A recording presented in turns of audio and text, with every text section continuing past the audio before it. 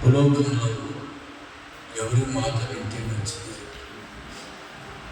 రెండవ సమూయేలు గ్రంథం, మొదటి సమూయేలు గ్రంథం 15:22. మొదటి సమూయేలు గ్రంథం 15:22 అక్కడ మాటలు ఉన్నాయి. ఈ ఉపవాస ప్రార్థనలకు మూలవాక్యం పరిశుద్ధాత్మ దేవుడు మాట్లాడుతున్న మాట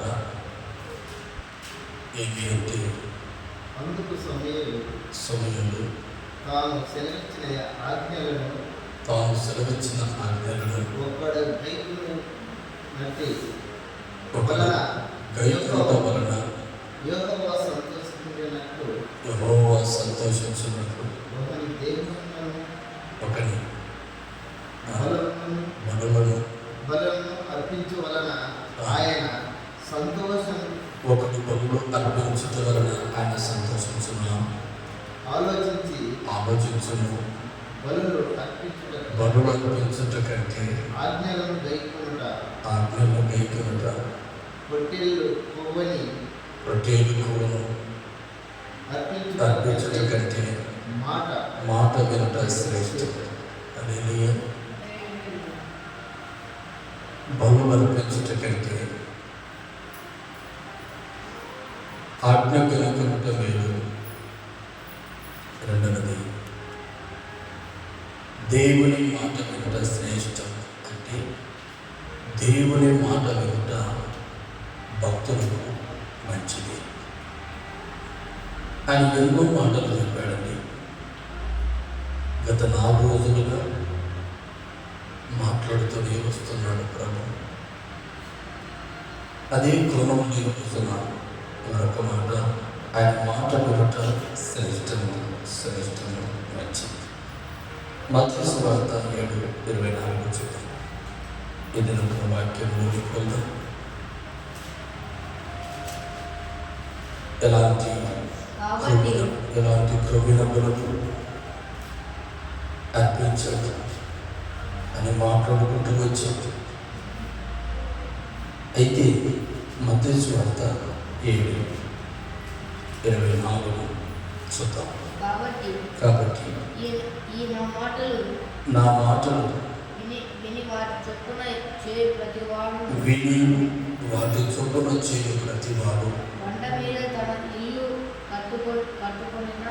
బండ మీద ఇల్లు కట్టుకొనిన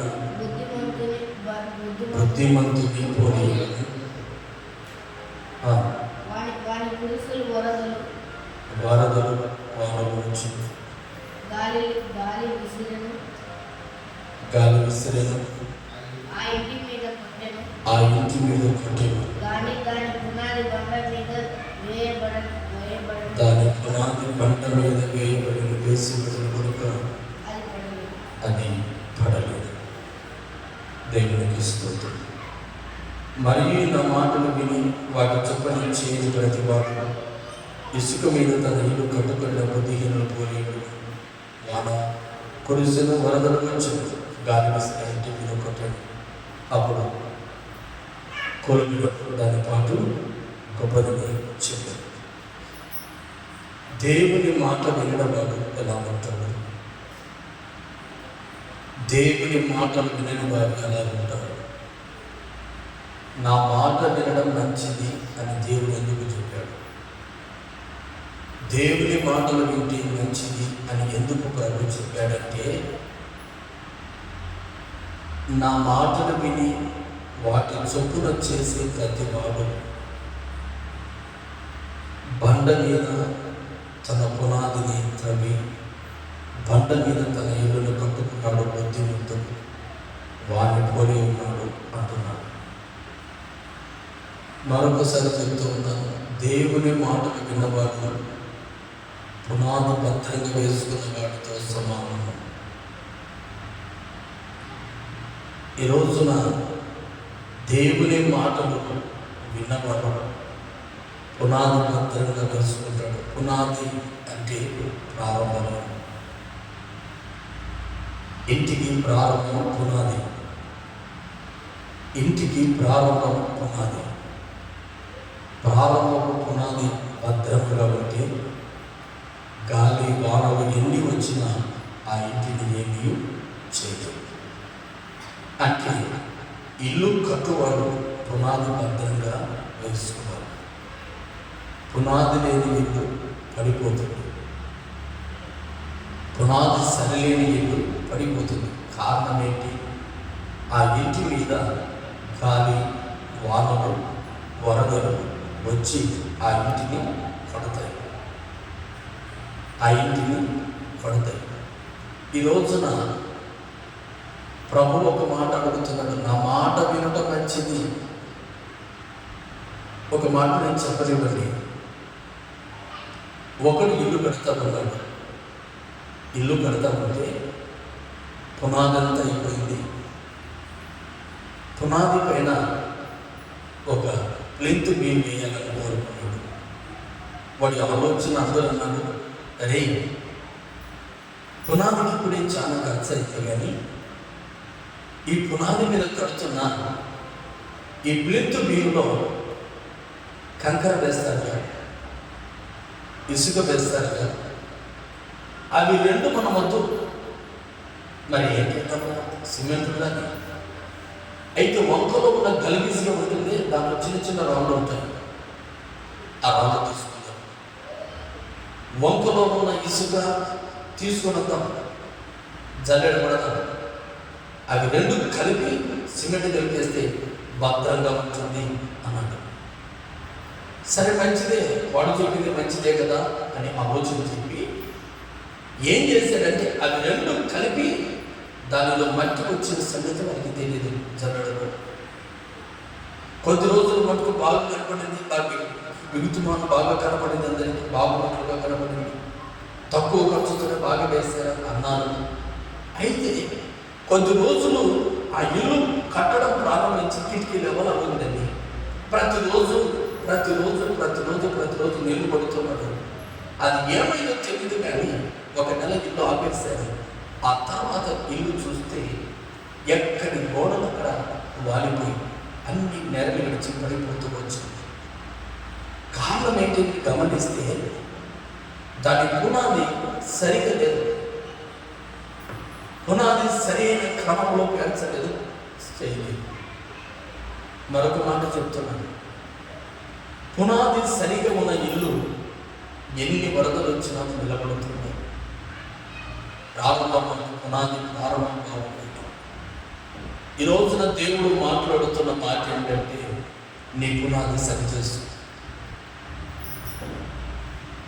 మన పునాదులు సరి చేసుకుందాం. ప్రారంభంలో ఉన్న భక్తి ఎలా ఉంది? మరొకడు ఇల్లు కట్టాడు, పునాది తవ్విన ఇసుక మీద ఇల్లు కట్టాడు. ఇసుక మీద ఇల్లు కడితే ఒక రోజున గాలి వానలు వచ్చాయి, అన్ని కింద పడిపోయాయి, ఇల్లు లేదు. అందరూ అనుకున్నారు, ఒరే ఇక్కడ ఒక ఇల్లు ఉండేది, ఆ ఇల్లు ఎక్కడికి పోయింది ఇప్పుడు అంటే వారంటారు అని ఒకప్పుడు ఇల్లు ఉండేది కానీ గాలి వానల దెబ్బలకు ఈ ఇల్లు పడిపోయిందిరా. ఆ ఇల్లు ఇప్పుడు ఒకప్పుడు చాలా సౌందర్యంగా కట్టారు ఇల్లు. ఇప్పుడు గాలి వానలకు తట్టుకోలేక ఆ ఇల్లు ఏమైందంటే కూలిపోయింది, ఇల్లు లేదు. దేవుని కుమారులారా, పునాది సరిగా ఉంటే కలకాలము ఆ ఇల్లు కనబడుతూనే ఉంటుంది. హల్లెలూయా. యాకోబు రాసిన పత్రిక 1వ అధ్యాయము 12వ వచనం చూద్దాము. యాకోబు రాసిన పత్రిక 1వ అధ్యాయము 12వ వచనం. శోధన సహించువాడు ధన్యుడు, అతడు శోధనలకు నిలిచిన వాడై. చాలండి. ప్రతి ఇంటి మీద గాలి వానలు పడతాయి లేదా? హల్లెలూయా. వృద్ధాప్యంలో స్త్రీలు చెప్పాలి, ప్రతి ఇల్లు మీద గాలి వానలు పడతాయి లేదా? నోరు విప్పలే, మిమ్మల్ని నేను అడుగుతున్నాను, ప్రతి ఇంటి మీద వాన వస్తుందా లేదా? నోరు తెరవండి, వస్తుందా లేదా? నోరు తెరవండి. గాలి వానలు వస్తాయి. గాలి కొడుతుందా లేదా ఇంటి మీద? అవి రెండు ప్రతి ఇంటి మీద గొప్పవాడు గొప్పగా ఇల్లు కట్టినా గాలి వానలు వస్తాయి, పూరి గుడిసి వేసుకున్న గాలి వానలు వస్తాయి. గాలి వానలో మార్పు ఉండవు. దేవుని ప్రియ కుమారుడా, ఈరోజు ప్రభు మాట్లాడుతున్నాడు. శోధనలు సహించిన వాడు ధన్యుడు ధన్యుడు ధన్యుడు. అంటే ప్రతి కుటుంబం మీద గాలి వాన ఖచ్చితంగా వస్తుంది. ఆ గాలి వాన వస్తుందని ఇల్లు ఎలా కట్టాలంటే భద్రంగా పునాది వేసి కట్టాలా. అప్పుడు ఆ ఇల్లు భద్రంగా ఎన్ని గాలి వానలు వచ్చినా పునాది గట్టిగా ఉన్న సందర్భాన పునాది బాగా చాలా లోతుగా తవ్వి బండ మీద ఇల్లు కట్టాడు కనుక పునాది తవ్వి ఆ ఇల్లు ఎంత వాన వచ్చినా ఎంత వరద వచ్చినా ఇంటిలో వారు క్షేమంగా నిద్రపోతారు. ఎంత గాలిన వాళ్ళు కానీ ఉదయం తెల్లవారుజామున చూస్తేనే కానీ ఇంత వాన వచ్చిందో తెలియదే. ఎందుకంటే పునాది భద్రంగా ఉంది. గాలి వానలు అతనికి లోపలికి తెలీదు. గాలి వానలు వచ్చినట్టు తెలీదు. అయితే పునాది సరైన వాడు గాలి వానలకు ఇల్లంతా కొట్టుకోకపోతే ప్రారంభం పూలు గుడిసెలు ఉన్నాయి. భయంకరమైన గాలి వస్తే ఆ ఇల్లు పైకప్పంతా ఎత్తుకొని పోయేది. మళ్ళా బోధగడ తీసుకొచ్చి మళ్ళా కప్పాలి. మరల మానొచ్చే కారుతం అంటే గాలి ఎంత ఉంటుందో తెలుస్తుంది.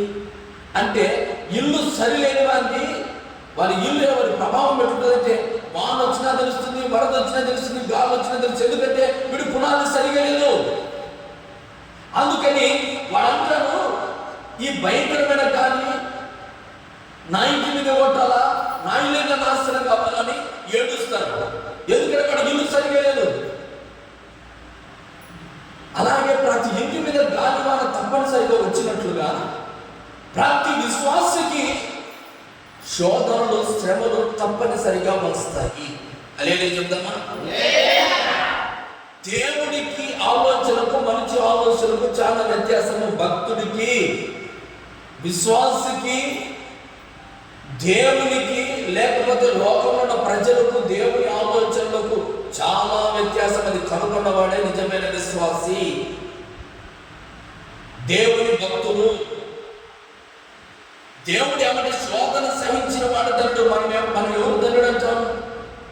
ఇల్లు కట్టుకుంటే మన ధన్యుడులా. 2 ఇల్లు కట్టుకున్నాడు.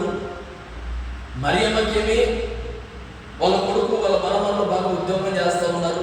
ఇంటి మీద 2 ఇల్లు కట్టుకున్నారు. ధన్యులు అంటారు లేదా? అంటారు. ఆమెకేమో కొడుకులు బాగున్నారు అంటారు. అలాగే ఒక కారు తెచ్చారనుకో, వాళ్ళకే కొడుకులు ఉన్నారు, అందరూ ఉన్నారు, బాగా పని చేసి పెడుతున్నారు, అందుకే కారు తెచ్చేవాడు ధన్యుడు అంటారు. కారులో తిరుగుతున్నారమ్మా, ధన్యులు అంటారు. కానీ మనుషులు కాళ్ళు, మిద్దెలు, మేడలు, భూపలాలు, అలాగే ఇల్లు బాగుంటే ధన్యులు ధన్యులు అంటారు. కానీ దేవుడు వారిని ధన్యుడు అని అంటారు. మరి దేవుడు ఎవరు ధన్యుడు అంటాడు? శోధనలు సహించి శ్రమలు పడేవాడే ధన్యుడు అంటున్నాడు. ఇదేంటయ్యా? ఎందుకు శోధనలు సహించేవాడు ధన్యుడు, ఎందుకు శ్రమలు సహించేవాడు ధన్యుడు, ఎందుకు ఇలాగ అంటున్నావు? భూలోకంలో అలాగే లేదే అంటే దేవుని మాటలకు మనుషుల మాటలకు చాలా వ్యత్యాసం ఉంది.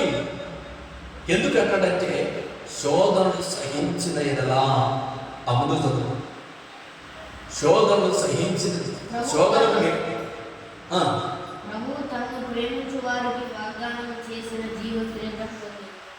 ప్రభు తన వాగ్దానం చేసిన జీవ కిరీటం పొందెదరు. ఎవరు జీవ కిరీటాన్ని పొందుకుంటారు? శోధనలు సహించిన వాడు, శ్రమలు సహించిన వాడు, కష్టాలు ఓర్చుకున్నవాడు.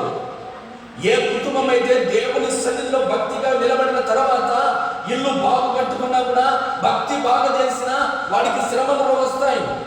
ఇల్లు కట్టుకోకపోయినా వాడి ఇంటికి వస్తాయి. శోధనలు లేని ప్రతి వ్యక్తి లేడు.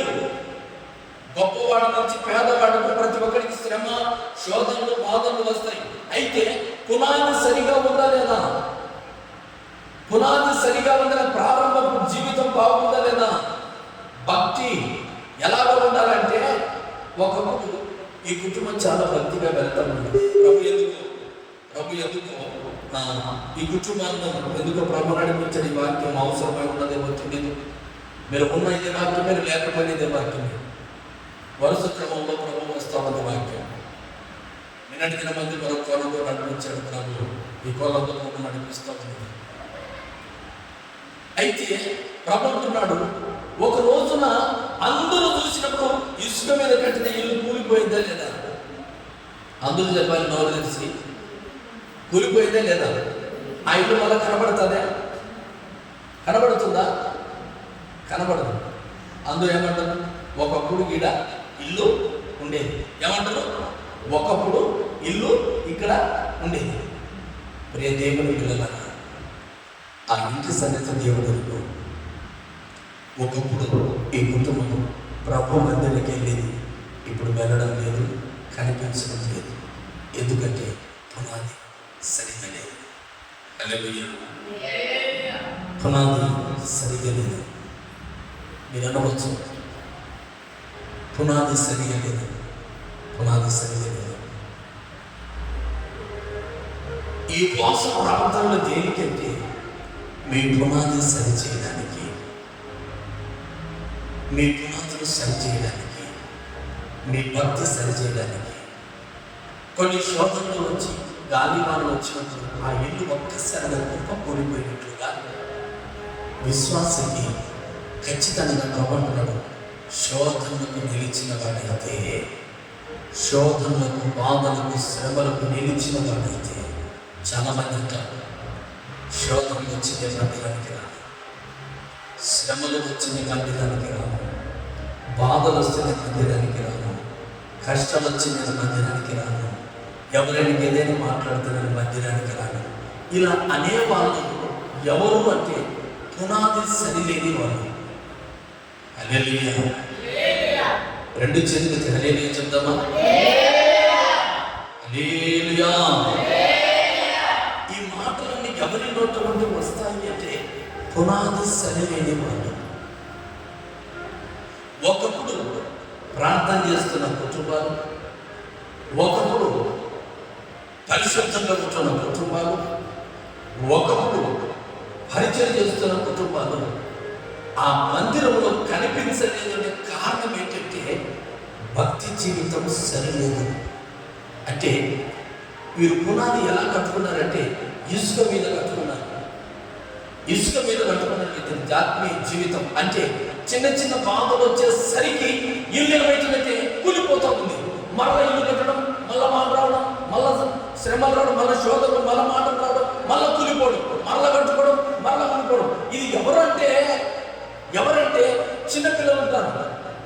చిన్నపిల్లలు చిన్న చిన్న నీళ్లు కావాలో ఓడలు, చిన్న చిన్న ఓడలు, కాగిత ఓడలు చేస్తామంటే అవి చిన్నగా పెడతాయి. కాసేపు ఉంటే ఆ నీటి చెమకు మునిగిపోతాయి. మరొకటి చేస్తారు, మరొకటి మునిగిపోతుంది. మానవుల విశ్వాస జీవితం ఎలా ఉందంటే అలా ఉంది. కారణం ఏంటంటే పునాది సరిగా లేదు. హల్లెలూయా. పునాది సరిగా లేదు.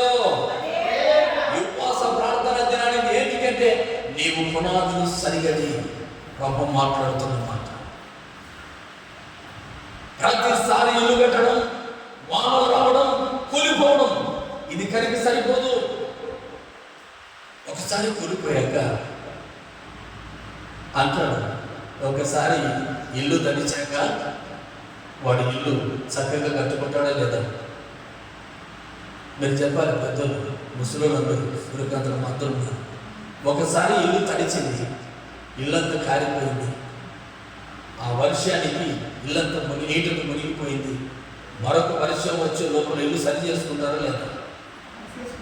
హల్లెలూయా. ఒకసారి తడిచాక ఇల్లు చక్కగా కట్టుకుంటాం. ఇక మీదట ఇల్లు ఖచ్చితంగా కారకుండా చక్కగా చేస్తాం. ఇల్లు నీటి వర్షాలు మన ఇంట్లో పడకుండా కాపాడుకుంటాం. మంచిదే, అది ఇంటి ధర్మం.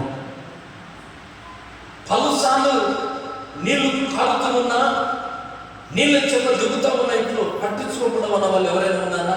ఎవరు లేరు. సరి చేసుకుంటాం. ఇక మీదట ఆ ఇంటి మీద ఎంత వాన రాని మంచిగా ఒక్కసారిగా చేసుకుంటాం. ఎందుకంటే మన ఇల్లు పునాదులు సరిగా ఉన్నాయి. ఈ రోజున దేవుని ప్రియ బిడ్డలారా, దేవుడు అంటున్నాడు, శోధనలకు నిలిచిన వాడికి జీవకిరీటం పరలోకంలో దాచి వచ్చాను. శ్రమలు, నిందలు, అవమానాలు, శోధనలు సహించిన వాడు ధన్యుడు. భూలోకములో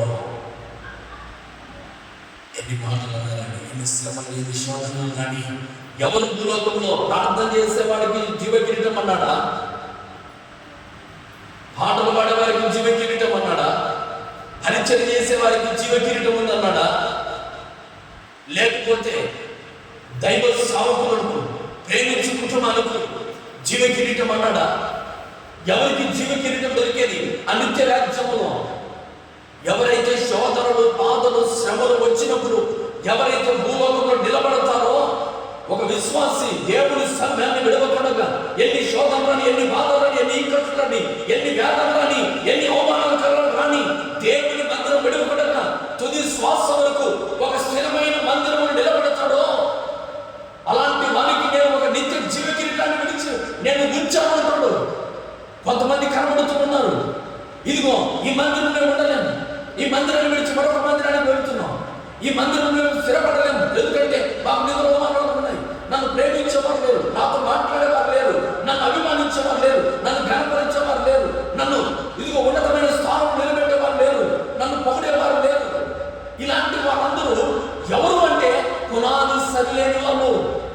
ఏమంటున్నారంటే, ఇలాంటి పునాది సరిలేని వాళ్ళు ఎలా ఉన్నారంటే, నాకు ఆశీర్వాదం రాలేదు, నా కుటుంబం బాగుపడలేదు, నన్ను దీవించబడలేదు, ఫలానా కుటుంబం దీవించబడతా ఉంది, నా కుటుంబానికి ఎందుకు కర్మ, నా కుటుంబానికి ఎలాగ ప్రార్థన చేస్తున్నాడు దైవ సేవకుడు, వారికి ఎలాగ ప్రార్థన చేస్తున్నాడు దైవ సేవకుడు. ఇలాంటి ఆలోచనలు ఎన్నో రావడం కారణాన్ని బట్టి మనుషులు ఏమైపోతున్నారంటే, పునాది సరిలేని తినాలి. దేవుడి మీద పునాది సరిగా ఉంటే ఎన్ని శ్రమలు రాని, వేదన రాని, ప్రభా ఈ శ్రమలు ఇచ్చావా, స్తోత్రం ప్రభా, ఈనాటికి శ్రమలు సౌందర్య, ఎన్ని శ్రమలను పెట్టు, నీవే నాకు తోడు అని ఎవరైతే ప్రార్థనలో పాల్గొంటారో, శ్రమలకు నిలిచిన వారి, శ్రమలకు నిలిచిన వారి, శ్రమలకు నిలిచిన వారికి నేను పరలోకంలో జీవ కిరీటాన్ని దాచి ఉంచాను. ఆ జీవ కిరీటాన్ని పరలోకంలో తీసుకోవాలనుకున్నావా? ఆ జీవ కిరీటాన్ని పరలోకంలో తీసుకోవాలనుకున్నావా? ఎప్పుడు తీస్తాడు జీవ కిరీటం? దేవుని మహిమలో ప్రవేశించిన తర్వాత, ఆ పరలోక రాజ్యంలోకి వెళ్ళిన తర్వాత ఆయన ఏమంటాడంటే, సంఘమందరి ఎదుట ఒక మాట చెప్తాడు యేసుక్రీస్తు ప్రభుల వారు, ఇదిగో ఫలానా కుటుంబం ఎన్ని శోధనలు వచ్చినా, ఎన్ని బాధలు వచ్చినా, ఎన్ని కష్టాలు వచ్చినా దైవ సేవకుడు ఫలితో మాట్లాడలేదు. ఎన్ని శ్రమలు, ఎన్ని శోధనలు వచ్చినా, ఎన్ని బాధలు, ఎన్ని ఎదుగులు వచ్చినా సంఘానికి దూరంగా లేదు. ఎన్ని శోధనలు వచ్చి, ఎన్ని బాధలు వచ్చినా, ఎన్ని ఎదుగులు వచ్చినా ఇదిగో పరిచర్య మానలేదు. ఎన్ని శోధనలు, ఎన్ని బాధలు, ఎన్ని శ్రమలు, ఎన్ని కష్టాలు వచ్చినా నా మందిరానికి దూరం కాలేదు. కనుక ఇలాంటి బిడ్డలకు దేవుడు భూలోకములో మందిరంలో ఎన్నో బాధలు పడి ఉండవచ్చు, ఎన్నో కన్నీళ్ళు కార్చి ఉండవచ్చు, అనేక మాటల ప్రణయలకు వేదన ద్వారా ఎవరు పెడుతున్నారు బాధలు? నీకు నిత్య జీవము కావాలనుకుంటే, ఆ నిత్య జీవము నీకు రావాలి అంటే నిందలు, బాధలు, శ్రమలు, కష్టాలు ఎవరైతే పడుతూ ఉంటారో వారి కథ పరలోకంలో దేవుడు నిత్య జీవ కిరీటం. ఆ కిరీటం ఇక్కడ నువ్వు బాధపడ్డావు, మందిరంలో కన్నీళ్ళు కార్చావు, మందిరంలో ఏడ్చావు. ఆ బాధలకు దేవుడు అంటాడట, ఒక ముసలావిడ ఉంది దేవుని మందిరంలో పరిచయంలో, ఆమె పాట పాడితే అందరూ నవ్వుతూ ఉన్నారట. ఇదిగో ఈమె పాట పాడతామంది అని అందరూ నవ్వుతూ ఉన్నారట. అందరూ నవ్వుతా ఉంటే దేవుడు చూచాడు, సరే నవ్వలేదు అని మళ్ళా ఆమె చేసిందంటే, నేను మందిరంలో మళ్ళా నన్ను చూసి నవ్వారని పాట వదిలేకుండా మళ్ళా పాట పాడడం ప్రారంభించింది. మంచిది. ఒక రోజున మళ్ళా దైవజనుడు దేవుని సన్నిధిలోకి వచ్చి ప్రతి నెల తనకు వస్తున్న రాబడిలో, తనకు వస్తున్న డబ్బులో దేవునికి దశమ భాగం ఇస్తా ఉంది. మరొకరు అంటారట, ఏంటమ్మా డబ్బులు ఎక్కువయ్యాయి నీకు, ఎందుకు దైవ సేవకులకు అంతంత డబ్బులు ఇస్తావో, నీకేమైనా డబ్బులు ఎక్కువయ్యాయా, నీకు ఇస్తే మాకేమిటి, మమ్మల్ని తక్కువ చేయడా, అందుకని మేము తక్కువ ఇస్తాము, నువ్వు కూడా తక్కువ ఇచ్చేయన్నారట. అంటే అన్నదట, లేదు లేదు, నేను దేవునికి ఇవ్వాల్సిన దశభాగం నేను ఇస్తూ ఉన్నాను అన్నదట. ఆ నిందలను అందరూ తిరుగుతూ ఉంటే ఆ నిందలను ఓడ్చుకుని మందిరాన్ని అందరూ అనుకున్నారంటే వీడు ఎలాగైనా బయటకు పంపాలి, లేకపోతే పాస్టర్ గారు మమ్మల్ని తిరుగుతారు అని అనేక ఆమెను తిట్టేవాళ్ళు. అయినా ఆమె వదులుకోలేదు. దేవునికి ఇవ్వాల్సిన దశభాగం ఇస్తూనే వస్తూ ఉంది. ఉదయాన్నే వస్తుందట, దేవుని మందిరంలో పరిచయం చేస్తారట ముసలామెడ. ఉదయాన్నే వస్తుంది, దేవుని మందిరాన్ని ముడుస్తుంది, మందిరంలో పాత్రలు కడుగుతుంది. అలాగే దైవ సేవకుల దగ్గరికి వచ్చి కూరగాయలు మరుగుతూ ఉంటుంది, కూరగాయలు దొరుకుతూ అన్ని పరిచయం చేస్తూ ఉందట. ఇవన్నీ మనుషులు చూస్తారా, దేవుడు చూస్తారా? దేవుడు చూస్తాడు. అలా మళ్ళీ మిగతా వాళ్ళు వచ్చేది, ఏంటమ్మా నీకేం పని లేదా, పాట లేదా, ఇంట్లో నీకంటే ఏం పని లేదు, ముందుగానే వస్తున్నావు, ముందుగానే వచ్చి నువ్వు దేవుని సేవకులకు సంఘానికి పరిచయం చేస్తూ ఉంటావు, మాకంటే పనులున్నాయి అబ్బావు, ప్రతిరోజు నువ్వు వెళ్ళాలా అని మరల తిట్టారట. పరిచయలు తిరుగుతున్నారు, దైవ సేవకులు వచ్చిన తిరుగుతున్నారు, దేవుని మందిరంలో ఏదైనా పరిచయం చేస్తే తిరుగుతున్నారు, ఏదైనా పాట పాడిన తిరుగుతున్నారు. ప్రతి తిట్లు తిట్టి ఒక రోజున ఆమె ప్రభుత్వం నిద్రించి చనిపోయిందట. చనిపోయినప్పుడు దైవ సేవకుడు పడుకున్నాడట. పట్టుకున్న దేవుడు సన్నిధిలో కలగంటూ ఉన్నాడట. అందరూ మందిరంలో వాళ్ళందరూ దేవుని దగ్గరికి వెళ్ళిపోయినట్టు కనపడతా ఉంటాడు. సంఘం దేవుని దగ్గర రాకూడగా నిలబడ్డారట.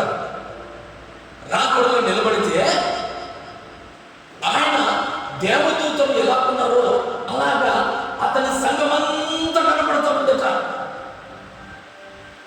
దేవదూతలందరి సంఘం నిలబడింది. కొంతమంది దేవదూత రూపంలోకి మారిపోతూ ఉన్నాడు. గమనించాడు సేవకుడు ఏమన్నాడు?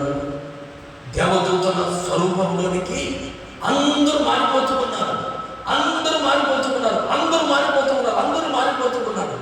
కానీ దైవజనుడు మాత్రం నేను కూడా దేవుని రూపంలోకి మారిపోతాను, నా విశ్వాసులే మారిపోతున్నారు కదా, నేను కూడా మారిపోతానని దైవజనుడు కూడా అంటారంటే దైవజనుడు దేవుని దూతల వల్ల మారిపోతుండగా అలాగే నిలబడ్డాడట. ఏంటి ఇది? అందరూ మారిపోతూ ఉన్నారు, సంఘంలో ముసలు మారిపోతూ ఉన్నారు, అందరూ మారిపోతూ ఉన్నారు. మరి నేను దేవుని దైవదూత రూపంలో మారిపోవాలి కదా అని చూస్తూ ఉన్నాడట.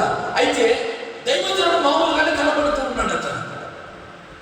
ఆ సమయాన ప్రభు తన మహిమ కలిగిన ధవల సింహాసనం మీద కూర్చున్న తర్వాత ఒక రత్నాలు కలిగిన ఒక కిరీటాన్ని తీసుకుని వస్తూ ఉన్నాడట. అప్పుడు దైవజనుడు సంఘంలో ఒక పుస్తకాలు ఎంతవరకు నిందలు అవమానాలు పడింది కదా, ఆమెను పిలిచి ఆ కిరీటాన్ని ఆమె మీద పెడతాను. చప్పట్లు పెడతాను. అందరూ అడిగారట, దైవజనుడా ఆమెకు అంత బహుమానం రావడం ఏంటి? పరలోకం అడుగుతున్నారు, దైవజనులు తీసుకున్నారు. అందరూ ఏం చేస్తావు, ఏం ప్రార్థన చేస్తావు అని దైవజనుడు పరలోక రాజ్యం అడుగుతున్నారు. అందరూ వచ్చి కుముకుడి అక్కడ గొడవ పడుతున్నారట. ఎక్కడ? పరలోక రాజ్యములు. అందరూ దైవజనుడికి ఎవరికైతే కిరీటం రాలేదో అందరూ దైవజనుడి కిరీటం పెడతా ఉంటే దైవజనుడు అన్నాడట, అమ్మా నాకే కిరీటం రాలేదు. ఏమన్నాడట? నాకే ఆ కిరీటం వచ్చిన నాకే రాలేదు, మరి నేనెవరితో గొడవ పడాలమ్మా? మీరంతా నాతో గొడవ పడుతున్నారు కదా, నేనేం చేయాలని దేవదూత దగ్గరికి పోయాడట. దేవదూత ఈ రోజున నా సంఘంలో ఆ ముసలాడికి జీవ కిరీటాన్ని ఇచ్చావు, మరి నాకెందుకు ఇవ్వలేదయ్యా? సంఘం అంతా వచ్చి నన్ను అడుగుతున్నా, నేను ఎవరితో నా బాధ నీకు చెప్తున్నానంటే ఆ దేవదూత అడుగుతుండగానే పరలోకమంతుడు ప్రభు మాట్లాడుతున్నాడంట. దైవజనుడా సంఘంలో ఎవ్వరు పడని నింద అవమానం ఈ వృద్ధాప్యమైన స్త్రీ దేవునికి నమ్మకంగా బ్రతికింది కనుక ఆ కిరీటాన్ని సొంతం చేసుకుంది. ఇప్పటికీ ఇక్కడికి వచ్చినా కూడా నీ సంఘ బిడ్డలు ఎలా నీతో గొడవ పడుతున్నారో చూడటానికి నీకు మహిమ వస్త్రాలు ఇవ్వలేదు అని అప్పటికప్పుడు దైవజనుడికి మహిమ వస్త్రాలు ఇవ్వగానే ఆ దైవజనుడు దేవదూతలోకి వెళ్ళిపోయాడు. చెప్పండి కొడతామా? హల్లెలూయా. దేవదూతలో కలిసిపోయేసరికి వీళ్ళంటున్నారంట, నా దైవజనుడు లేడు, మరి మా గతి ఏమిటి? అక్కడ ఉంటే కొందరిని నరకములకు తీసుకుని వెళ్తున్నట్టు కనపడిన వెంటనే దైవజనుడు స్వప్నంలో నుంచి మేలుకొన్నాడు.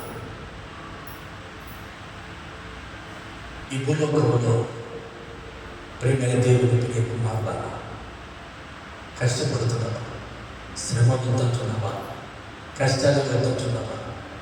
నాకు ఏ శ్రమ రాకూడదు, ఏ మాట రాకూడదు, ఏ నింద రాకూడదు, ఏది ఎవరు నన్ను మాట్లాడకూడదు, అందరూ నన్ను అభిమానించాలి, ప్రేమించాలి, ఘనపరచాలి అనుకుంటూ ఉన్నావా? నన్నెవరు పల్లెత్తు మాట్లాడకూడదు, నన్నెవరు నిందించకూడదు, నన్నెవరు దూషించకూడదు, నేను మంచి విశ్వాసులను చక్కగా నేను పరిచయం చేస్తున్నాను అని నీకు అన్నావా? నీకు నిందలు, అవమానాలు, శ్రమలు, కష్టాలు దేవుడు ఇవ్వకపోతే ఆ జీవకి ఇవ్వడానికి కూడా ఇవ్వడు. యథార్థంగా అన్నామండి, ఈ ఉపవాస ప్రార్థనని 4వ దినంలోనికి ప్రభుత్వం నడిపించాడు. కారణం ఏంటి అంటే ఆ జీవ కిరీటం ఎందుకు ఇచ్చాడు? ఎందుకు ఇచ్చాడు? ఆ జీవ కిరీటం మనం పొందుకోవాలి నిత్య రాజ్యంలో. ఆ రాజ్యంలో ఆ జీవ కిరీటం కావాలి అంటే నేను నిందించినప్పుడు శోధనలకు నిలిచిన వాడై, ఏమంటున్నాడు? శోధనలకు నిలిచిన వాడైతే నా మహిమ కలిగిన ప్రత్యక్షుడు అతనిని నేను జీవ కిరీటాన్ని ఇస్తాను. జీవ కిరీటం పొందుకుంటాడు. ఇప్పుడు ఆ జీవ కిరీటం రావాలనే మనందరికీ శ్రమలు, కష్టాలు, నిందలు, అవమానాలు, వేదన ఎవరిస్తున్నారు? శోధనలు సహించిన వాడు ధన్యుడు. కష్టాలు వచ్చిన వాడు, శ్రమలు వచ్చిన వాడు, ఇబ్బంది వచ్చిన వాడు ధన్యుడు. ఎక్కడ దేవుని మందిరంలో సమాజంలో కష్టపడుతున్నావా, నిందించబడుతున్నావా, అవమానపడుతున్నావా, నీవు ధన్యుడు, ధన్యురాలు. కారణం ఏంటి? ఎక్కడ పడిన నిందలు, ఎక్కడ పడిన అవమానాలు, ఎవరు నిన్ను ప్రతి ఒక్కరిని నిందించుతూ ఉన్నారా? నిందించని, అవమానపరచని, వేగంగా మాట్లాడి, కృంగనీని. ఆ మాటలన్నీ నేను ఏం చేస్తాయంటే మహిమ కలిగిన దేవుని ఎదుట ఆ జీవ కిరీటాన్ని పొందుకోవడానికి ప్రభుత్వం. నా దగ్గర ఒక బంగారు ఉంగరం ఉంది. ఆ బంగారు ఉంగరం ఎవరికి ఇస్తాను? నా కుమారునికి ఇస్తాను. నా కుమారునికి నేను బంగారు ఉంగరం ఇవ్వాలన్నా, ఏమి ఇవ్వాలన్నా ఏం చేయాలా? వాడు నన్ను, నా కుమారుడు నన్ను ఏం చేయాలా? సరిగా మాట వినేటట్టు ఉండాలా, నేను చెప్పిన పని చేసేవాడే ఉండాలా, నాకు అన్నం కాస్తంత వృద్ధాప్యంలో అన్నం పెట్టేవాడై ఉండాలా, లేకపోతే నన్ను పలకరించేవాడై ఉంటే బాగా నా దగ్గర ఉన్న డబ్బైన వాడికి ఇస్తాను, ఉంగరమైన వాడికి ఇస్తాను. అదే వాడు సరిగా పట్టించుకోలేదు అనుకో, నన్ను ఎవరు బాగా చూసుకుంటే వారికి ఇస్తాను. అంతేగా? హల్లెలూయా. అంతే కదా? మీరేనా? అంతే కదా? మీ పిల్లలు, మీ తల్లిదండ్రులు మీ బిడ్డలు బాగా చూసుకుంటే మీ దగ్గర ఉన్న బంగారు ఏదైనా కానీ కొంచెం అని ఇస్తారు. వారు సరిగ్గా బిడ్డ బాగా చూసుకుంటే, నువ్వు సరిగా చూసుకోలేదు, నా బిడ్డకు నేను సరి బిడ్డకి ఇస్తాను. సర్వసాధారణ లోకంలో జరిగే మాట. అంటే పరలోకము దగ్గర జీవ కిరీటం ఉంది. ఎవరికి ఇవ్వాలని కోరుకుంటాడు? తనను ఆరాధించే బిడ్డలకు ఇవ్వాలని కోరుకుంటాడు. తన బిడ్డలకు ఇవ్వాలని కోరుకుంటే ఆ బిడ్డలు ఏముండాలి? కష్టాలకు, శ్రమలకు దేవుని అందరూ నిలిచిన వారై ఉండాలి. అవి నిలబడలేకపోకుండా వాళ్ళకి శోధనలు, శ్రమలు ఏది రాకుండా జీవ కిరీటం ఇవ్వాలని దేవుడు ఇవ్వడు. నేను దేనికి శ్రమల కొలిమిలో పట్టి శ్రమలు పడుతున్నాడంటే జీవ కిరీటం నీ కుటుంబానికి నీకు ఇవ్వాలని కోరుకున్నాడు కనుకనే కనీసం దేవుని సన్నిధిలో ఎంత శ్రమ పడుతున్నా, కష్టపడుతున్నారు కదా, వీరికి ఎంతో మానం పెడదాం. సహిస్తారా? నిలబడతారా లేదా? చిన్న మాట పెడదాం, నిలబడతారా లేదా? తిట్టుదాం సావతో, లేకపోతే సన్నతితో తిద్దాం, ఏదైనా దూషణ మాటలు మాట్లాడదాం. నిలబడతారు. శోధనకు నిలిచిన వాడైతే నిత్య రాజ్యంలో జీవ కిరీటం నీకు నాకు సిద్ధముగా ఉంది. లేదయా నాకైతే ఈ జీవ కిరీటం వద్దు అనుకున్నావా? నీ జీవితంలో కొందరు కుదరండి, ఏ మాట కూడా నిందలు, అవమానాలు ఏది నాకు వస్తాను వెళ్తాను. వారికి జీవితం లేదు. వారి ప్రార్థన బట్టి, వారి భక్తిని బట్టి వారికి కలిగే బహుమానాలు వేరుంటాయి. శోధనలు సహించిన వారికి, సహించి నిలిచిన వారికి జీవ కిరీటం పొందేది. కనుక ఆ జీవ కిరీటం పొందాలంటే నీ ఆత్మీయ జీవితంలో గాలి తుఫాను ఇంటి మీద కొట్టినట్లుగా శోధనలు శ్రమలు నేను కొట్టినప్పుడు నువ్వు నిలబడాలంటే పునాది సరిగా ఉండాలి. ఏముండాలా? పునాది సరిగా ఉండాలి. ఆ పునాది ఏమిటంటే ప్రార్థన. ప్రార్థనలో పునాది సరిగా ఉండాలి. ప్రారంభ భక్తి ఏ విధంగా ఉందో అదే భక్తి జీవితం మరలా దేవునికి ఇవ్వగలిగితే నీ పునాది సరిగా ఉంటే ఆ పునాది నీ శ్రమను ఏమి చేయడం, మాటలు ఏమి చేయడం, నిందలు ఏమి చేయడం. కనుక ఈ దినమంతా ఈ చిన్ని మాటలు దేవుని దీవించి ఆశీర్వదించుగాక. ఆమేన్. ప్రభు సన్నిధిలో ప్రార్థన చేసుకుందాం.